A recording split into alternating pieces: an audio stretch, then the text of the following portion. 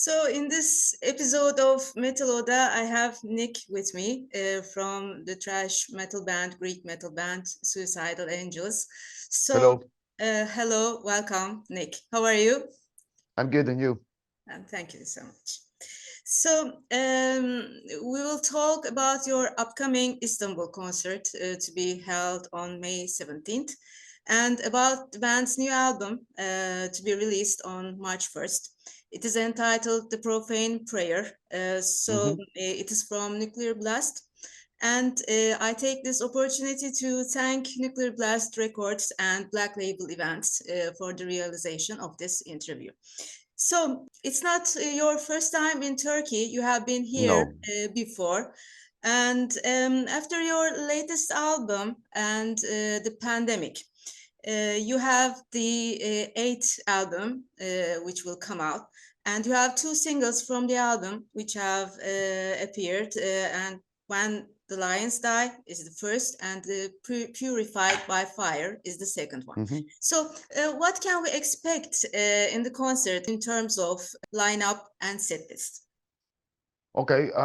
I don't know yet about the supporting bands. Yeah. Or maybe they haven't been announced. I don't know. I have to check. Because right now we are quite busy with the European tour coming up next month in a couple of weeks actually.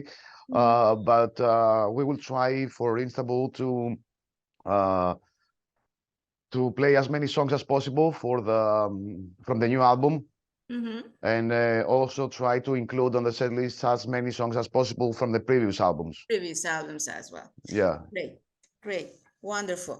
So you have this very special place in the thrash world, and your band was formed in a time when we have seen the decline of the grunge and the revival of the thrash metal.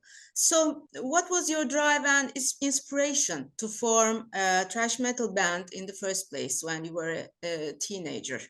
And what would you like to say about the precise timing of the band to appear on the thrash metal scene? Actually, I started the band as you said before, when I was a kid. I was like around 15, 16 years old, something like that. And it was actually it was around the timing, I think it was around 2000 that I first listened to Slayer. Yeah, Before I was listening to Maiden and Priest and all this stuff, but I wanted something heavier. So I asked from a friend from school to give me something heavier, and he gave me Slayer "So No Mercy" album, and I was like, wow, I was shocked. And then that was the time that I decided to to go form a band, their way, in a way. yeah, and play thrash metal music. Yeah. And back then at that time, thrash metal was not that popular as it is nowadays. Yeah. It started it started becoming more and more popular after 2007 when we released our first album, Mm-hmm. and then 2009 and 2010 started getting bigger and bigger. Bigger. Mm-hmm. And Exactly. uh, we saw we experienced the so-called thrash revival from 2000 and afterwards. And we are, to be honest, we are really, really happy to be part of this, and we are still here, still standing, still playing music. Great. Lovely. And I think that to build a unique signature sound as a musician is a very difficult thing. And plus, you have all these great thrash bands on the metal scene. So, how did you establish the sound of Suicidal Angels? This is, nowadays this is something which is not really easy to create. It takes some time, but the way we did it was, I think, not easy, not simple, but we just we took all our influences from the 80s and from our favorite bands, and we tried to filter this whole thing through our personal perspective about the music we want to play, and that's how we managed to create a music identity which comes to Suicidal Angels. Great, lovely. And you have in 2009 the Rock the Nation Award was granted to Suicidal Angels, and you have the support of Rotting Christ, of Creator, of these great bands. And what would you like to say about the excitement and thrill of being supported by such bands which have been major inspirations for you in the first place? It actually it gives us it gave us full motivation, and we said, okay, I mean, since the big ones approved, then we do something good. So let's move on and do it even better. It was like it was Great. fully motivational. Great, great, great. You have taken the stage in monster metal festivals such as the Wacken, the Brutal Assault, and Sonisphere, and many more. And in 2019, you have shared the stage with Slayer, of course. And do you have an unforgettable or special concert memory or moment in your career as a metal musician? For us, every single concert is a unique experience in our career. Of course, there are some highlights, just like the ones that you mentioned, and also the big four that we played here in Athens with Metallica, Megadeth, Slayer, etc. But we have done also some tours with Creator, Exodus, with Overkill, Cannibal Corpse, and other major, huge names and huge influences for us.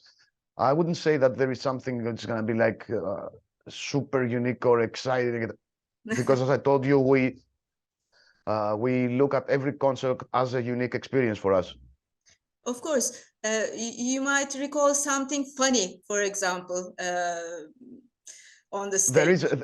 There is a saying, I mean, between the bands, whatever happens on the road stays on the road. Stays on the road. Perfect. Okay. And, you know, metal music is, of course, rebellious in its nature. So, of course, they cannot stay unresponsive to the problems we face as humanity, such as wars, diseases, poverty, and refugee crisis, environmental disasters, and everything. What is the inspiration behind the lyrics of Suicidal Angels in terms of these problems of humanity? First of all, there is no way that you as a musician or you as a listener can be unaffected about all these complicated issues of humanity. But personally speaking, and especially the last two albums, I am into more of stuff and themes of sociology, psychology, and philosophy. I mean, these are the main influences for me, inspiration, because I love reading, and through these books and through some interviews, some podcasts from people of science, I managed to get the necessary influence, if you want to say so, for the lyrics of the new album. And there was one musician who said, I don't remember which one, but he said, if you want to write good lyrics, you have to read a lot. That's the fact. Yeah, and I share that. Yeah, it is correct. And tell me how you came up with the name of the band, the Suicide and Angels. These are words that come up very often in terms of lyrics and band names. Actually, there is not a secret behind that. I was just like in school at a party. We were just drunk as fuck, almost like yeah. And then the next morning, I woke up hungover to try to find my phone, my money, my ID, and I found like a piece of paper with the name on my handwriting, Suicidal Angels. Like, fuck, that's gonna be the name of my band. That's gonna be the perfect, wonderful story. And which bands and musicians are the main influences on Suicidal Angels, both as a band, and as a frontman? I would say that there are a lot of bands that inspired us. Slayer is in the first place, I think. Yes, Slayer, Creator, and generally speaking, the whole thrash metal scene of the 80s. But as I told you before, it's like we didn't stay on that. We took it and we tried to somehow move forward and create an identity. Great. And you know, the pandemic was a difficult period for all of us. And of course, for musicians, it was very difficult because you don't have the tours, you don't have the scene, you don't have the concerts, everything is locked down. So how did you survive the pandemic as a musician? In the period of the pandemic, we have seen lots of bands creating lots of stuff, writing lots of songs and creating lots of albums. How did the pandemic go with you and as a band? And if you compare the pre-pandemic work, Years of Aggression, with the upcoming album, can you say it's a darker or more different album than the previous one? How did you go through the pandemic and the lockdowns?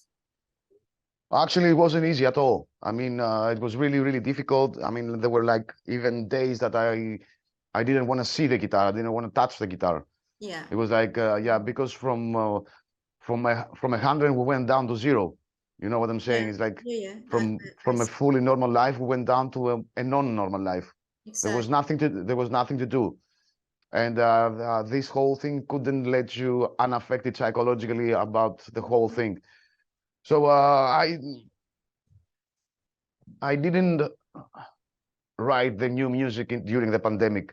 It was afterwards that we started creating all the songs and everything. Because in a kind of you have accumulated stuff within, and then it was pouring out all this darkness and depression, and you have creating something afterwards. When the pandemic I don't know if these difficult times and period affected me that much into the writing of the new music. If it happened, just happened without me noticing it. But I believe that this new album is a step forward compared to the previous one, and I think it's the natural step for the band after Years of Aggression. I see.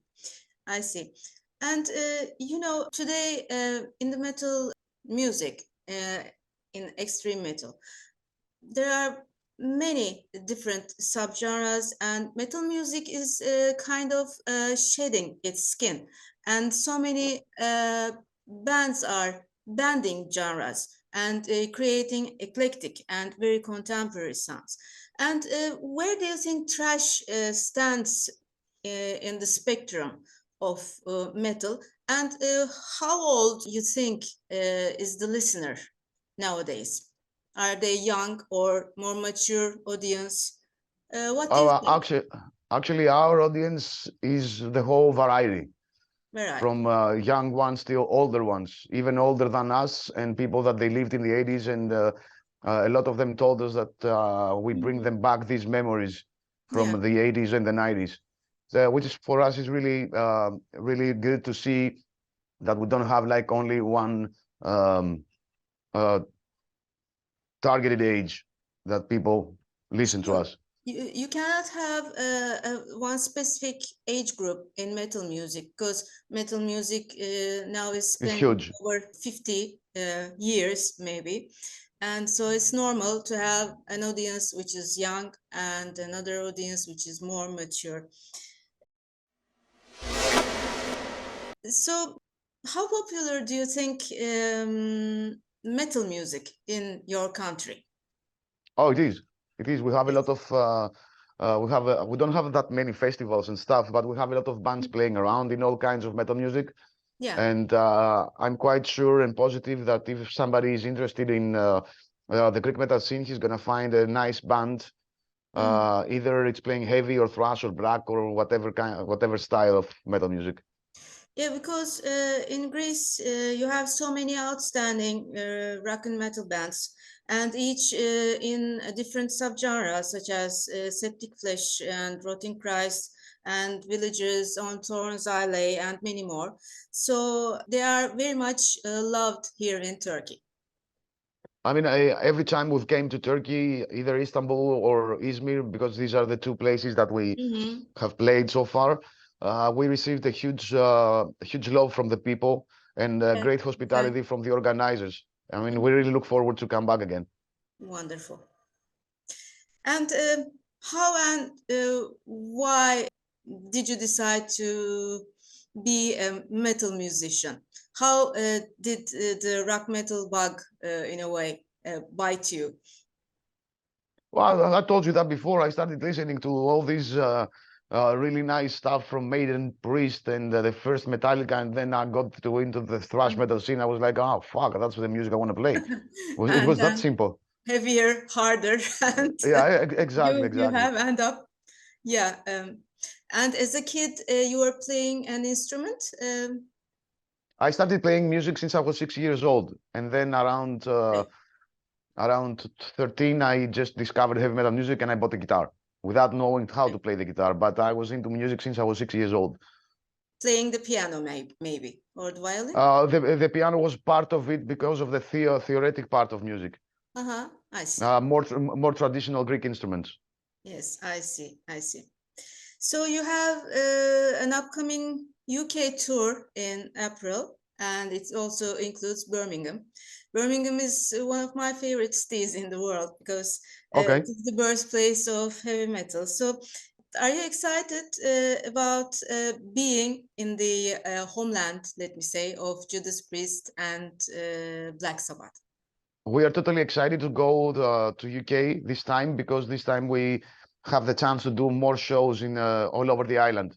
It's not only London that used to be in the past. So we have like around 8-10 shows. I don't remember exactly.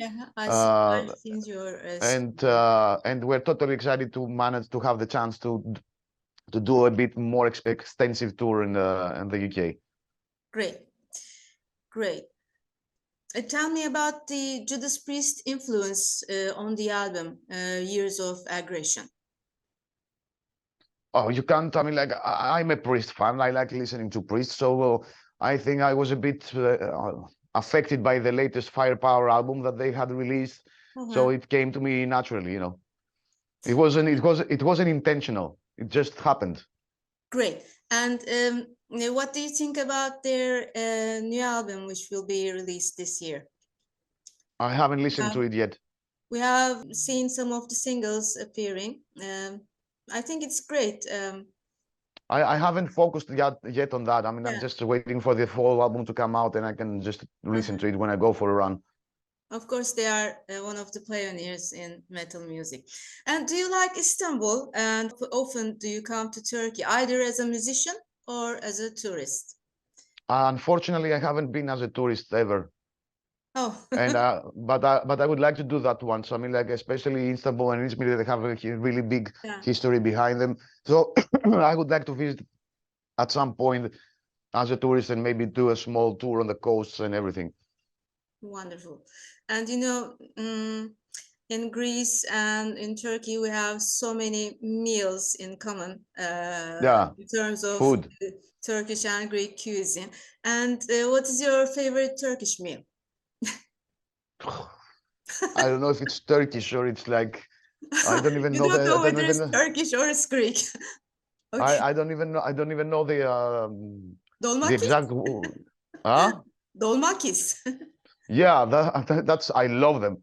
And you have really nice raki over there. Raki. I tried a really nice one. How's yeni raki? Was a brand. Okay. Back in Izmir. You have you like yeni raki and dolma. It's okay for you. Yeah. I'm happy. Wonderful. And one of my standard questions for musicians. Tell me what music means to you in one word. Life. Great. Wonderful. I was simple. Simple as that. You will take the stage, share the stage, let me say, with two other Turkish bands on the 17th of May. And one of them is the wonderful Metallium, and the other is Murder King. And so what would you like to say to your Turkish fans who are looking forward to your concert? Come over to the concert and let's make some mess. Let's make some mess. Let's make some noise. Yeah, some noise, the Turkish way. I know that you're loud. Great. Wonderful.